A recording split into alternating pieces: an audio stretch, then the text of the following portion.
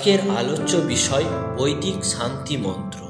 সবার প্রথমে বৈদিক মন্ত্রের মূল অর্থ জানার চেষ্টা করি।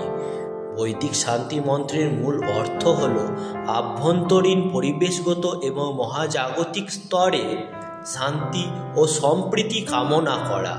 এই মন্ত্রগুলি সাধারণত শুভ কাজের শুরুতে এবং শেষে পাঠ করা হয়, যাতে মন ও পরিবেশ শান্ত হয় এবং কোনো সংঘাত বা বিদ্বেষ না থাকে। বৈদিক মন্ত্রের অর্থ তো আমরা জানলাম। এবার আমাদের এই মন্ত্র কখন পাঠ করা উচিত সে বিষয়ে জানা অতি আবশ্যক, নইলে সেই মন্ত্র কোনো ফল লাভ হয় না।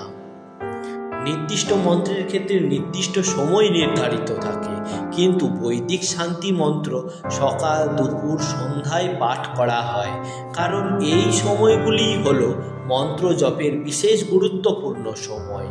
কৃষ্ণ যজুর্বেদের তৈত্তরীয় উপনিষদে শান্তি মন্ত্রটি আমরা এখন পাঠ করব এবং তার অর্থ জানার চেষ্টা করব।